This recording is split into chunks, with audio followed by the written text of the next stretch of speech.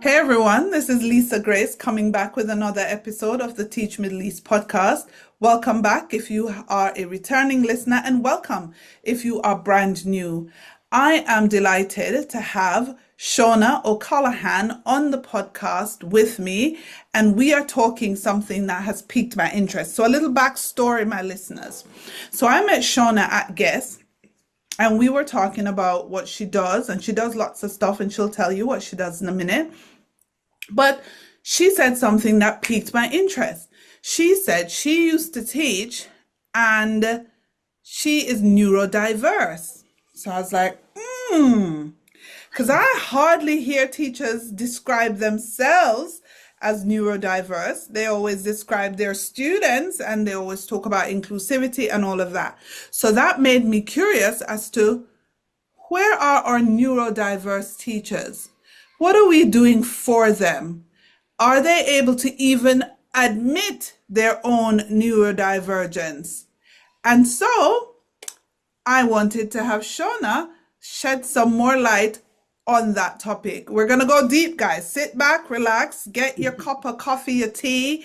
This one is for all of us. Welcome to the podcast, Shauna.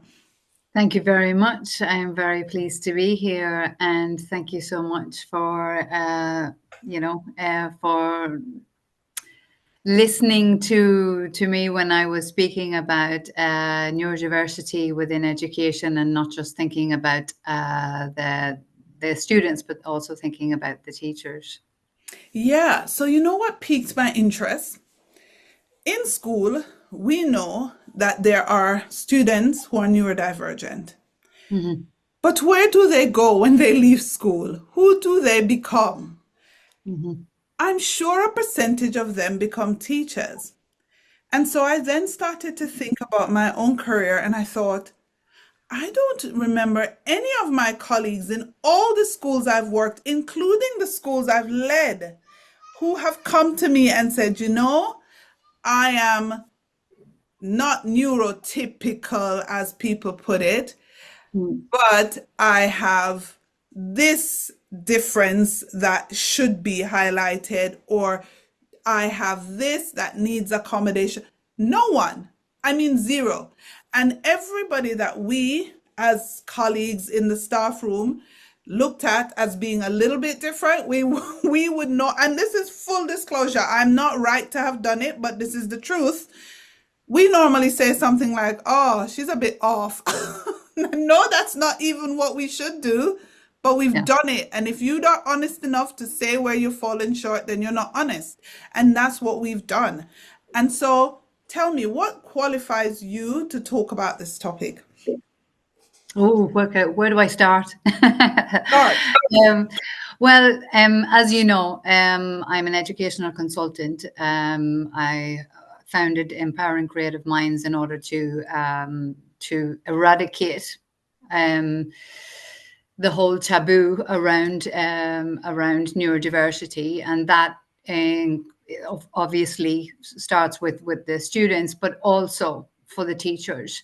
I'm a dyslexia specialist teacher myself, and doing a PhD and all those other things in order to deepen my knowledge. But more than any of that makes me qualified is that I am neurodiverse. I am dyslexic, ADHD, and dyscalculia, all three. and I'm a former teacher. I was a teacher for many years, and like yourself, in management and led. And so it was the experience that I had in education that really, I suppose it grated on me for a long time, that I couldn't, or I felt I couldn't talk about my neurodiversity, that I couldn't share that with the kids. And so really, I came out, I like to say, I came out as being diverse and neurodiverse, and telling everyone only in the last few years. And that's having more experience now and more confidence in myself. The confidence that I gained back after losing it once I became a teacher, actually. But that's a longer story to tell. No, dive in. Why did you lose your confidence as a teacher? Okay, so when I went to university, so I spent, without going into too many details, I spent most of my childhood not really understanding why I was the only one that couldn't keep up with everyone else, that couldn't go at the same pace. Why I was the one who was still sitting at the kitchen table when everyone else had finished their homework. Brother and sister laughing at me like, you're still there, and that was part of growing up and not understanding why was it that I couldn't understand the times tables, that they just wouldn't stick. The same with spelling, the same with I could read, and this is very big. People seem to think that that if you're dyslexic you can't read, and that's not true. That's not true. We can read, we just might read at a slower pace. So I spent a long time really not liking myself very much as a child, and really not feeling comfortable within my own skin. And that's the truth. And not knowing why I felt different to everyone else. And I suppose that difference didn't get picked up on in the 1980s. It was that's showing my age there, but and it wasn't that well known at that stage. And I suppose I wasn't as severe or as bad as maybe some other cases may have been. And then also I was a girl, so I was super good at hiding and masking and pretending everything was okay. But things went on, and I got held back a year in primary school, which actually wasn't the best decision, because I decided then that, well, if you're going to treat me like I'm stupid, then I'm going to act like I'm stupid. And that's the way I felt. And I use that word because that is a word that I applied to myself. And it's also a word in which I hear kids in 2024 still using to describe themselves. And that is it's not acceptable anymore. But I decided at that stage, well, okay, I'm just not going to participate. If that's how you view me, then that's how I'm going to treat my, to act. And so I suppose at the time the decision was made, thinking that was the best thing for me, but actually it wasn't the best thing for me. And so then I ended up going to secondary school afterwards, in the same secondary school that all my friends had gone to. And so I was a year behind them. And you can imagine that too meant I just sat back and said, I'm not doing anything. And it was one of my English teachers, actually. It was my English teacher, Mr. McKeown, who called me out and gave out to me one day and said to me, you have to start putting some effort in, because you're getting the best grades without even putting the effort in. Imagine, as a dyslexic person. So that showed that he was looking past the spelling and the punctuation and the grammar, and he's looking at the content that was there, which is what we should be doing anyway as teachers. So long story short, I scraped into university, and that had been my dream, to get to university. I just wanted to go to university. I wanted to be a teacher. I wanted to be like Mr. McKeown. I wanted to be that English teacher, because it was him who had made a difference in my life. After the conversation I'd had with him, I started to believe in myself a little bit more. And so I started to work that little bit harder. And then I did get into university. And it was in university, in the beginning of my second year, that I got called into the office of a particular professor, and she just said the exact thing that I had been terrified that anyone was going to say to me, which was, you don't belong here. And I was crushed. I was crushed. I broke down. I was trying to explain to her that I was working. She was under the impression I wasn't working hard enough. And then she said, when I explained I was working, she said, you don't belong here. Now, she made a mistake. So I don't hold it against her. We're all human beings and we can all make mistakes.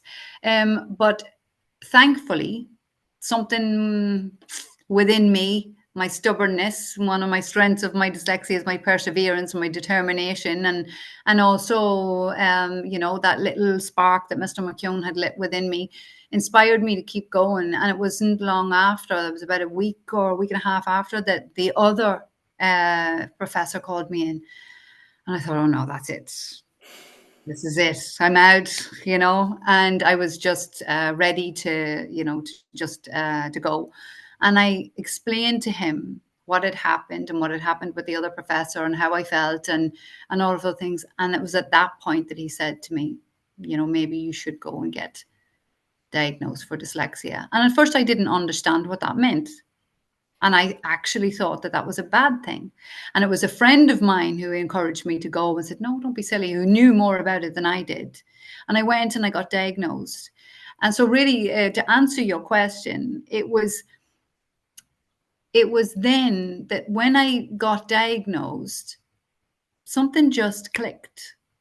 And it was the mindset that I had beforehand of I can't, or I shouldn't be here, or someone's going to discover me, or I'm going to get a tap on the shoulder and tell me that they made an administrative mistake and I wasn't supposed to be here. And I suddenly become really empowered.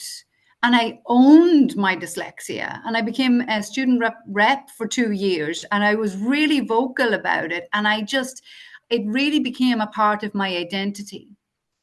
And so I went on and I became a teacher, and I was so proud of myself because I thought, oh, I'm going to get into these classrooms. I'm going to help these kids, and I'm going to say, look, if I can do it, you can do it. And then I was told, maybe don't say that.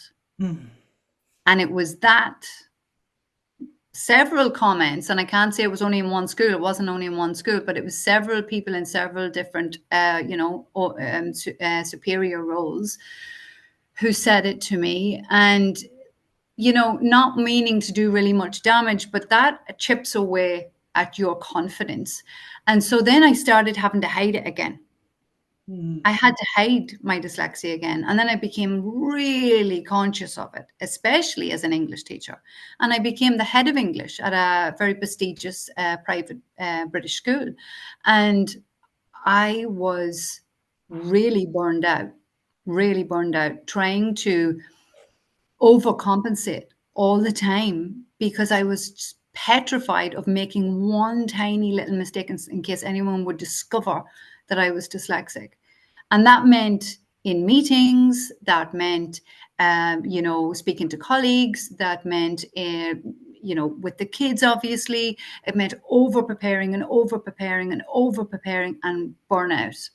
And so I completely lost my confidence in that sense. And now, it's only now later that I've become really vocal about it again and really own it again, that now I'm far more comfortable and feel happier within myself. And I think a lot of teachers would. Yeah. Why are schools asking teachers who are neurodiverse to hide that special part of them? Well, they're not supposed to. They're not supposed to, because we're supposed to be, we are the people who are leading inclusion. We're supposed to lead from the front. We're supposed to be the ones that are showing the kids, especially now in the last few years, that we're showing the kids that they have to embrace their neurodiversity and build their self-confidence and their self-esteem and work on their strengths and all of those things. But it's not socially acceptable within the education sector to be neurodiverse, which is just irony in itself. But apart from that, it's also, it's a bit silly because there are many, many neurodiverse teachers. We just don't know about them officially because they won't say it. And schools are asking teachers, I suppose, or in my experience, and I can talk about my own experience, and I know from other people other teachers who have approached me after I've been training in schools, the same, that they're not sure whether to talk about it or not. And that really is down to the school. And the school is thinking about, what are the parents going to say? What are they going to say? Well, that's a good question. It depends on the parents, because if you have parents who are well educated and who understand neurodiversity, who understand the importance of inclusion, who understand that within the classroom, their kids are possibly the neurodiverse kids, which means that they may also be as well. And then also you have kids who are not considered neurodiverse. And I don't like as we discussed one other time, I don't like the term neurotypical, because nobody is neurotypical. Our brain is like uh, thumbprint. And so we're all unique. We all learn in different ways, and our brains are all influenced in different ways.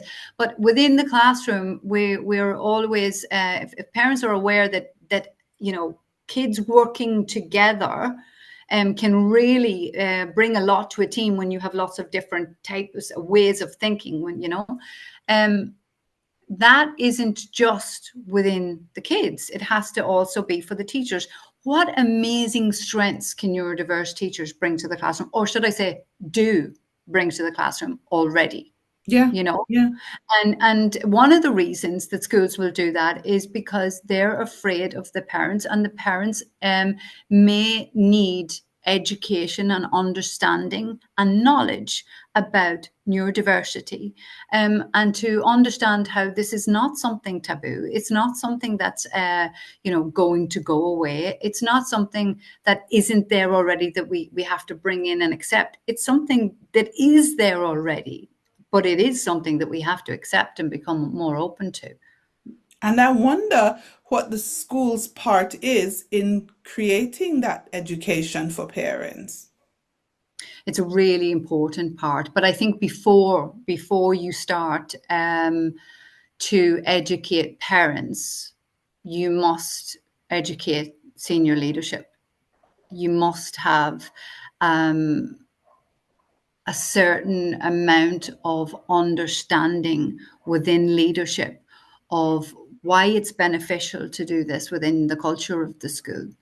And also to understand how creating a culture within the school which is truly inclusive, then you will have teachers that will be able to be more open. You'll have teachers that will have better well-being, which then trickles down to the students having better well-being. And then when students have better well-being, parents have better well-being, as we all know, as parents also. But when you have directors and senior leadership who are really on board and really creating that culture within the school, and then you teach the kids, and the kids quite often teach the parents, let's be honest, they go home and teach the parents, then they're in a better position to be able to work with the community of the school and to bring about true inclusion where everyone is really accepted for who they are, and what needs that they may have, and that's okay to have some certain needs met and adjusted. Yeah, I'm thinking about our context of Middle East schools, especially international private schools, and the facade of perfection that they give out to the public, that it will take an actual massive paradigm shift to get them to be able to change the narrative around the school. Because Yeah. when the schools talk about inclusivity, they really aren't talking about the staff. I have to be honest, this is just my opinion. They're talking about the provisions they can make for students. What if they could advertise their inclusivity of staff? What would that do? If they could, well, first of all, I think, what would that do for the kids in the school? Mm, mm, I think that's a better way to look at it, because we are expecting our kids to, as I say, to embrace their neurodiversity, to understand others' neurodiversity and why they need certain provisions. Um, you quite often have kids ask, for example, well, why do they have extra time? Or in private, I'm speaking about private international schools. Well, why do they have extra time? Or why do they have this? And the answer quite easily, and what I used to say, and what I recommend teachers to say is, well, why does someone need a pair of glasses? It's to level the playing field, and it's the same thing. Okay, so I lost the train of thought. There's my dyslexic moment for you. I've lost my train of yeah, thought. yeah, we were saying, what would that do if schools were to say, in our school, we are not only inclusive for students' needs, we're inclusive for staff's needs as well. Yeah. We include neurodiverse staff on purpose on our staff body, and we celebrate them. What would Yes, that do? And you said that would do wonders for the students. But I exactly. also think it would do wonders for the, because everything is driven by the bottom line here, where, okay, is it good for profit? Is it good for getting student enrollment up? I think Yep, it is. If you of say course you it have a is. diverse staff body, I think it Absolutely. is. Because that's where I was leading, I believe. If you have students who feel happier in school and understand things better and are more comfortable, then you have parents who are happier. And when you have parents who are happier, then they're telling other parents to, you have to bring your kid to my school because we're having they're having a great education, they're so comfortable, they're so happy, and they're moving forward and they're sharing strengths. Also, when you look at companies like Google and Microsoft and NASA, who have 50% of their employees who are neurodiverse. You have MI6, 60% of their employees are neurodiverse. Why are these companies looking for neurodiverse people? They're looking for neurodiverse people because of the strengths that they bring to the job. Now, that does not mean that all neurodiverse people can go and get a job at NASA, but it does mean that certain strengths are recognized. What strengths are recognized within the education sector? Mm. I mean, some of the most amazing teachers that I have seen who take kids out of the classroom, who do the most craziest lessons, and you think, wow, that's amazing. And the kids love them. They are usually autistic or dyslexic, they're ADHD. There's something else that they will, after a little bit of conversation, that they will tell you, especially when you're open with them. And so it's those types of activities and teachers that bring so much to the classroom. And when teachers are able to talk about their neurodiversity and share that with the kids, not only does it help the well-being of the students, it helps the well-being of the teachers, and then you have teacher retention, which means we don't have to keep trying to find new teachers. Think of how much it costs for HR to advertise, to go through interviews, all of those different things, the whole onboarding process. If we were just to retain the teachers we have, wouldn't it be so much better for the school and the bottom line, as you say? So you have many different aspects. You have teachers that would feel comfortable coming to your school because they know that they're going to be accepted for who they are and their needs are going to be met, but they're also going to be able to just breathe and do their job and do it well. And then you also have parents that are going to be telling other parents, you've got to get your kids to come to our school because they love it and they're learning from all these different teachers who think in all different ways, not just your classic. And so it's all bringing so much more to the classroom and outside of the classroom as well. So like I say, there's many different ways that this can really help, not just the bottom line, but the whole culture of the school. And yes, it is something that we need to think about how to bring it forward. But the UAE are leading inclusion at the moment. If Yeah. anyone can do this, it's the UAE. The inclusion policy in the UAE at the moment is second to none. It is second to none. And there's huge changes being made in the UK, or at least being suggested, being proposed at the moment, which is fantastic. And I spoke about this the other day as well, but I think it's really important for people like the ministers in the UK to look at the UAE and say, and in North America, to look at the UAE and say, well, what are they doing and how are they doing this? Because it is second to none. It is completely up to date with all of the most recent research. But the one thing that's missing is the teachers. And Yeah. how can we have true inclusion if we don't include the teachers? Because the kids are watching, the kids are looking at from being a teacher, the same as I do, that the kids are looking at the teacher and they're thinking, what you've just taught me, you're autistic, or you're dyslexic, or you're dyspraxic, and they know, or you're ADHD. And so, well, why are you not admitting it then? Why are you not talking about it? But I'm supposed to. So something's missing. Yeah. A school listens to this podcast and wants to start the journey of true inclusion, which includes the staff. What do they do? What can they do? First of all, they get in touch with Empowering Creative Minds, and we help them.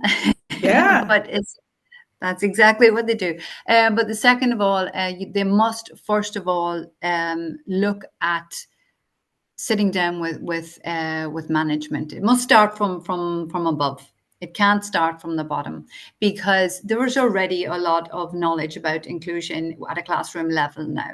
There needs to be more. We need more training, and that's a lot of things that we can provide. But it has to start at the top, because it's at the top that need to change the culture of the school in order to make the environment one which teachers are able to step forward, be brave, and know that their career is not at risk. They're not going to lose their job. They're not going to be passed over for promotion. They're not going to have criticisms. They're not going to be looked at in a different way or treated differently. They need to create that culture, and that starts with education for SLT, for understanding how to build this and make it sustainable over time, not just a fad, not just a tick box CPD session. No, it has to be something which is serious and builds through the core and the values of the school, and that must also be incorporated within the policy and have that at policy level. And so inclusion should be within policy as well, but not just for the teachers, or not just for the students, sorry, for the teachers. So that would also look at, how are you onboarding your teachers? What does your interview process look like? We worked with a school here in Spain last year about exactly this, in a neurodiverse friendly school. How are you onboarding your teachers? How are you expecting the teachers to come through an interview process and be open about the neurodiversity if it's not very neurodiverse friendly? And then, of course, you can work on ways to make things accessible within the school. So putting in provisions that everyone has access to. You don't have to be neurodiverse to access them. You can also access them if you're not considered neurodiverse. But I think we all are a little bit neurodiverse in different ways anyway. So that would be some of the ways, but definitely you would start at the top. Yeah. So my last question before we talk about how people can connect with you is, what is your hope? Because the work you do is such hard work. You know, you're championing something that is not the easiest to champion. So what's your hope? That's a really good question. That is a really good question. It's actually, I'd say it's more than a hope. It's my dream. It's my passion. It is my motivation. Um, what is it that I want to achieve? What is it that I want to see? Mm, Um, I find when I talk about this, people some different comments that people say to me, and they ask me this question, and they say, "But do you think the world is ready for this?" And my answer is, well, it doesn't matter if the world is ready or not. We're neurodiverse teachers, and we're here. right. So, um, so my dream, what I intend to achieve, or at least is start the ball rolling for in my lifetime, is that every teacher within a school will be comfortable enough sitting around in a meeting and say, you know what, I don't want to take the notes. You take the notes. I'm dyslexic, and when someone watches me writing, I get really nervous. Do you mind doing that? Or do you mind if I take the notes on the computer, because it just takes that pressure away from me a little bit? Or where, for example, an autistic teacher, a brilliant autistic teacher, doesn't leave because they can't have very small provisions made for them. I want to see schools retaining amazing teachers who are leaving schools in the droves at the moment because they don't have the right provisions. I want to see our kids looking at the teachers and saying, well, if they can do it, I can do it. If she can stand up there and teach, imagine what I can do. So that for me and more would be, I would love my child to come home from school and say, Mommy, my teacher's dyslexic too. I mean, my daughter's well versed in dyslexia because I talk about it all the time. But for her to come home and talk about it and talk about the strengths and talk about it in this way from about a teacher in the school, that would be very empowering. Yeah.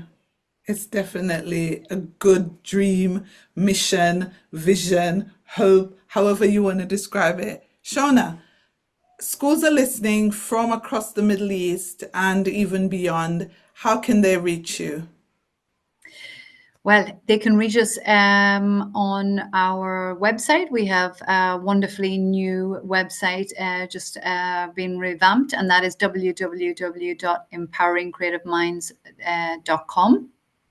You can reach me at Shona at empoweringcreativeminds.com, and also at admin at empoweringcreativeminds.com. I can put some of this in a chat. These I will link in the notes so that we can share them as well. And we also have the phone number as well, the work phone number if you need that. Superb, superb. This is such a great topic, and I am so grateful to you for being so open, so vulnerable, and sharing on the podcast. I'm sure it's going to be the start of a very interesting conversation around inclusivity in our staff body, people, not just in our student body, but in our staff body. Thank you for being on the podcast, Shauna. Thank you so much. Thank you for inviting me. It's been an absolute pleasure.